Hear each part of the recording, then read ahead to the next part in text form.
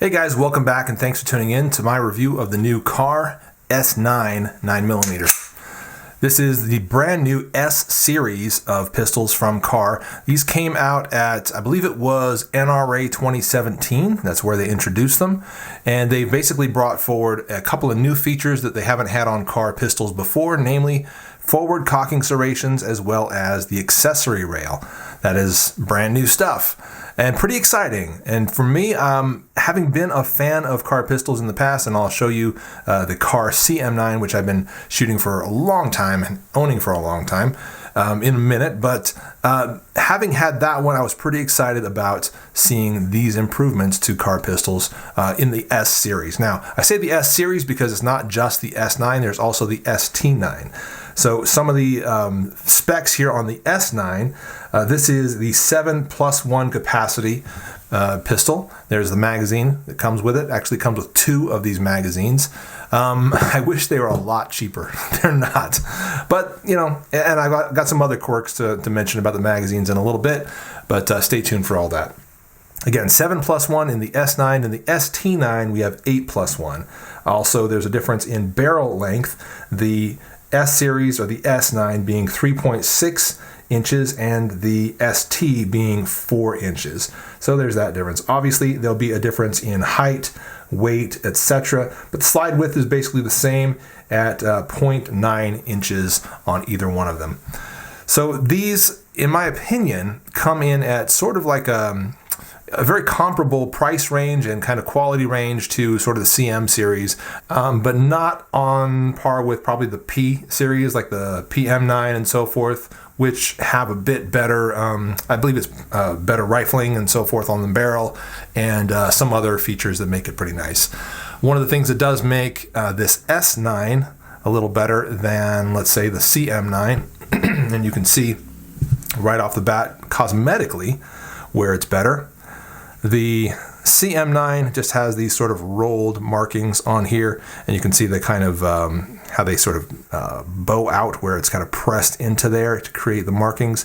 Whereas this one, I don't know exactly the machining term, but it seems to be engraved rather than sort of stamped or rolled on like these markings are. So that's a slightly better mark of at least aesthetic quality.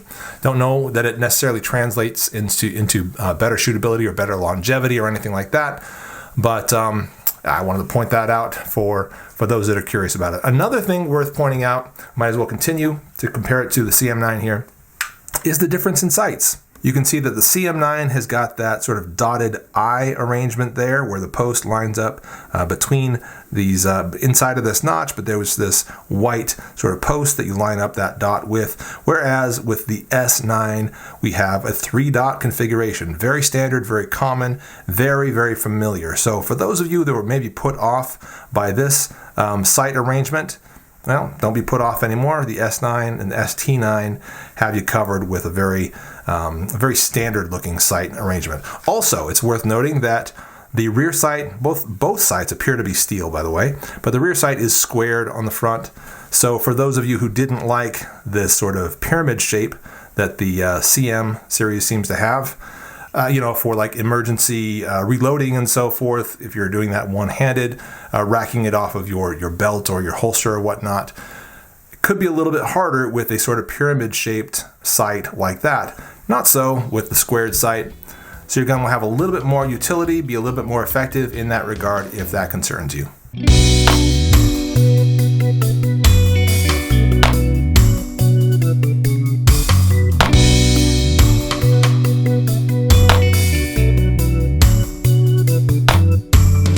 Now let's show you how the Kahr S9 comes to you from the factory. We've got a cardboard box here, nothing on it really except for that big Kahr Arms logo, big, bold, and blazoned across the top there. Open up the flap, and on the inside we've got a little bit of foam. Okay, some foam on the top. The literature here for you. I believe there was a lock in here. Oh, here it is. Yeah, that's the lock. I don't remember if there was a fired brass in there or not. Probably so. There's our spare magazine, and as I recall, it came with this little zip tie inserted into the action to make sure you could know that it's unloaded. But there's a spare magazine, there's the gun itself, unloaded of course, with the magazine inside of it. And as you can see, just nested inside another bed of foam, not glued to the bottom or anything like that, just placed inside the box. So very simple, economic, I would even say, packaging here, but effective, more than effective for shipping and for getting it to you. You're going to be taking this back and forth to the range, though you don't want to do it in the cardboard box. You want to pick up some sort of a hard shell or padded case to transport it in. Now, we did put lots of rounds through this gun, several hundred during the course of the testing, the majority of which was provided to me by Freedom Munitions. So thanks once again to them. And please do use my discount code, 5% off, using code TLBS. Now, talking about the reliability and the performance of it during all that shooting, yes, there was one major issue. Not ammo related, it was not magazine related even. I did determine that it was the gun and even figured out what the problem was with it. So early on in the testing, and I've had the gun for several months, thanks again to Carr, of course, for sending it out for testing and review. But early on, as I was testing it, breaking it in, during the first probably 200 rounds, what I discovered was an issue in which the magazine would eject ever so slightly as I was shooting it, forcing it to not feed the next round. So I would be surprised by that when I would pull the trigger, no bang, just a little click, and that's when I determined and realized that the next round had not fed. Pulled out the magazine to find that it had basically come loose. So what was going on there? And I thought it was a magazine issue at first, and perhaps even something to do with my shooting grip. Maybe I was putting too much downward pressure on that sort of scooping forward base plate, or perhaps I was touching or tapping that magazine eject button somehow. But I went through it and deliberately, because this happened over and over and over, went through it deliberately, making certain that I wasn't doing any of that stuff, and still found it to be accidentally and intermittently popping that magazine out ever so slightly.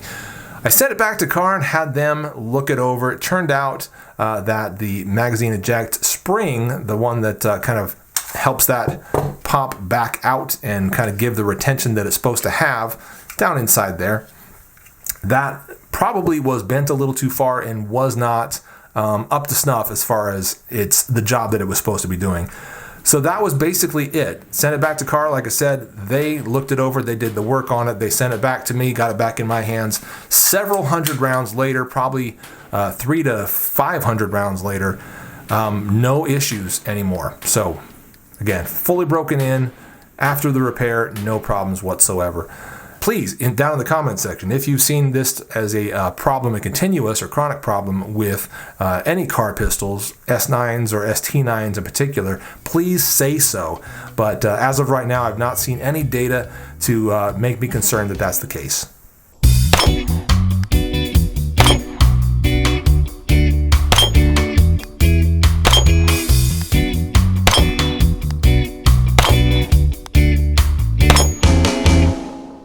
So talking about those new features on the S9 and ST9 once again, the forward cocking serrations and the accessory rail up front. Let's look at those one more time and just kind of get a sense for how they'll work. Now, a lot of folks out there don't really care for, don't use forward cocking serrations. I like having them available either to reach over the top like so to check my brass is and make sure that my chamber's loaded, or to check from underneath by pulling like so. I would much rather have that there than not have it there, because depending on my dynamic body position, it could be that that's the easiest way to double check that I've got a round in the chamber. And under stress, it could be important to do that. Some folks will say never ever do it. I'm not really part of that team. I say do it if you feel like you should. But let's look at the accessory rail here. And I do think that these serrations are all just great, no problems with them. Looking at the accessory rail there, what would we use that for? Lights, lasers, right? Basically, that's what it would come to. In my opinion, though, I think lasers and or very small diminutive lights are what you're probably going to put on this pistol, because some of the larger ones that I currently own don't seem to fit there. And let's take a look at a couple of them and just see what I'm talking about. So here is the PL2 Valkyrie from Olight. Been testing this. You're going to be seeing a review on it very shortly. Fantastic. Put it through a 2-day course, shooting 450 rounds and shot lots more before that using it. No major complaints, but a couple little quirks to talk about. So do stick around for the review on this. How does this fit on there? Well, it doesn't. As you can see there, the the little Picatinny piece right there that's supposed to fit into our rail section won't go. Okay, it's way ahead of the last rail section. So it's possible that the ST9 will take it. Not sure about it, but we'll see. Anyways, then moving on, we've got the TLR1 from Streamlight. How does that go? Looks like once again we're in a case where it doesn't fit on there because our two rail sections are too far to the rear, and our little locking lug there is too far forward. So that's not going to go on either. Lastly, we have the Nextorch WL10. Will that go on? No, not quite. That won't either. So none of the full-sized sort of larger lights that I have will fit on at least the S9. Some perhaps would fit on the ST9, can't say for sure. But I imagine there are some much smaller lights out there. I mean, I know there are. I imagine some of those will fit on here. You'd probably want to get the specs on that, do a little bit of measuring on this to know exactly how likely one of those lights are to work with you.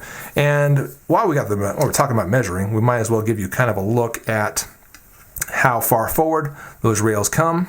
All right, that gives you a slight idea of where they are and what you'll need to look for. Might as well measure the gun while we're at it. We're looking at about 6 1/4, I believe, from the muzzle down to the back of the grip there. And if I'm not mistaken, from the top of the sight to the bottom of the mag well, it's roughly 4 1/2, maybe slightly more than 4 1/2. And I think I said before that the slide width is about 0.9 inches. So good size gun. Looking at the weight, we might as well get to that. The weight on this guy comes in at 1 pound, 0.7 ounces. So not bad, not too bad. Let's compare that to a couple of other guns that are out there that are also very popular for EDC and also in 9mm. First, the CM9, just because it's part of the same brand. That is 15.1 ounces, so roughly saving about an ounce there. Moving on to what we have here is the M&P 45 shield, which is basically cosmetically the same as the new M&P 2.0 shields. And that comes in at 1 pound, 4.5 ounces, so a bit heavier than the S9. And here's the standard shield, the old model. Still fantastic, obviously. I got the original version with the safety before the no safety version came out, and that's coming in at 1 pound, 2.4 ounces. So short of, the CM9, which is its little brother, it's beating everything else on the table. And again, that's with no magazine and with no ammo, but it is a fairly lightweight carry piece. So if you're looking for a nice, light, thin, easy to carry, but still very shootable 9mm, the S9 is fitting the bill.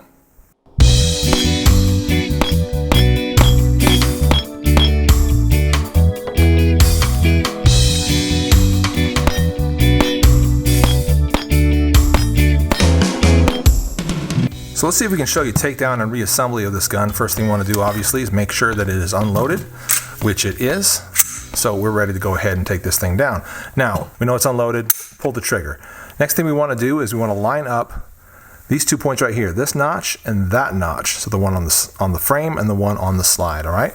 And the way we do that is, well, there's multiple different ways we can do it, but I'll start from here, kind of try to hold it that way. And what I need to do is actually press this out through here. Okay, that's our takedown pin / slide stop and release. So again, we want to try to push back this way, get those two spots lined up there. And what I like to do is take something hard, like the back of the magazine, and push on that pin from this side, okay? Because again, it's in there pretty stiff and the meat of my finger just isn't enough to do it. So lining up those 2 points very carefully, I'll try to get that magazine right on top of that pin and give it a nice push. We've got it just started. You can't really tell there, but it looks like now that little tab is holding the slide in the rearward position. So at this point, we can begin to slowly and carefully work that out, and it is in there pretty stiff. As you can see there, it's coming, but not super fast.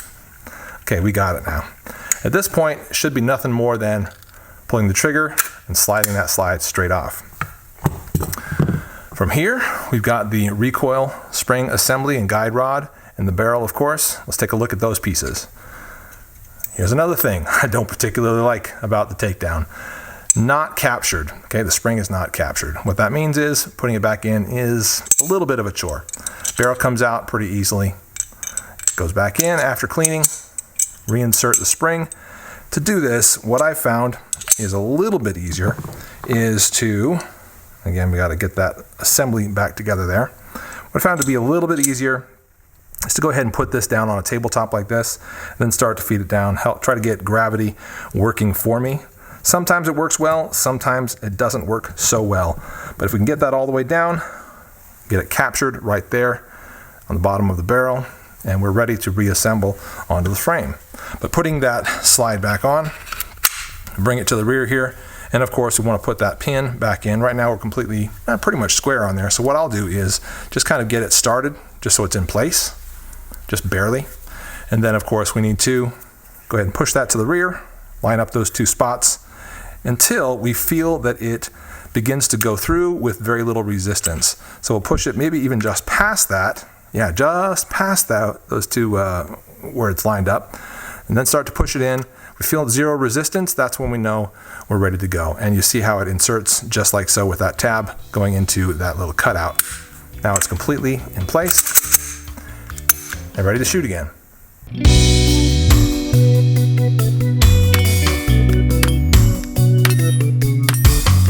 So getting back to the magazines that come with the S9 and sort of the quirks that car magazines in general have. Let's get to this guy right here, and this is one of the ones that comes with it. This one's fully loaded. Looks like some Hornady Critical Defense or Critical Duty in there, and with 7 rounds, so fully loaded like I said. What I've found with pretty much all car magazines, and it doesn't matter which gun it comes with or what the capacity is on it, is this right here. And you can see that little gap and see how the second round right there is kind of angled like this, and the top one angled like that.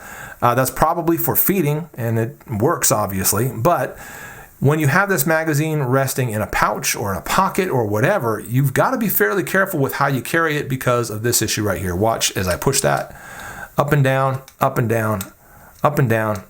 You can see that it has passed the point of the front of that magazine now, and it needs to be pressed backwards. In fact, if I keep working this up and down, up and down, up and down like that, pops out. And look at the second round, ready to do the exact same thing, okay? So if you have this, like I said, in a pocket or something like that, all these rounds will work their way out, and you will, when you need it, what you'll have instead is an empty magazine and a bunch of loose rounds in your pocket. So be careful with what you do and how you carry your spare magazine, because again, that is a quirk of the magazines. The other quirk or the other issue is that they're pretty much proprietary. The only good ones come from Car, and they cost a bundle like $40 or something. I mean, they're good otherwise, and they're reliable otherwise, except for, of course, for that one problem. But I wish they were cheaper. Now, throughout all of this, I still have not talked about the one thing that I absolutely love about Car pistols, and that is the trigger. It is monumentally awesome. It is the smoothest double action only trigger I've ever felt to this date, and I've tried a lot of different triggers, both double action only as well as others, but this thing is just fantastic. I've loved it on my CM9 for many, many years, and I think I love it even more on the S9. The reason why is because this is a better balance as far as size and the 9mm cartridge. It's not snappy in your hand at all. It's very, very comfortable to shoot. I could shoot this for long periods of time and not feel like I've got this tiny little pistol in my hand shooting a round that it can barely handle. This is far more balanced in that regard, and that's really why I like the S9. I could say the exact same thing about the Shield, though it is a little bit heavier. But the S9 is, slightly lighter, as I mentioned before, slightly slimmer in some ways, a little bit easier to carry in some ways. And again, very, very shootable. Holster options, what's out there? I don't actually know. I mean, there's going to be some stuff, anything that's like a generic holster that the Shield would fit into, I would say the S9 would fit into as well. Something that's more of like a Kydex type, molded directly to the specific type of gun. I don't know what's out there yet. Probably the pickings are slim, but there is some, like I said before, some more generic holsters that will fit fine. And you can always send it out, give it to somebody local to you who does Kydex or whatever, and have them make a custom one for you if that's what you're into. And that's it, guys. That is my final word on the KAR S9. Yes, it had a couple of issues early on, but those were resolved. If you get past all the other little quirks of the KAR brand, I think they are fantastic pistols and worthy of purchase. I'm Late Boy Scout. Thanks for watching.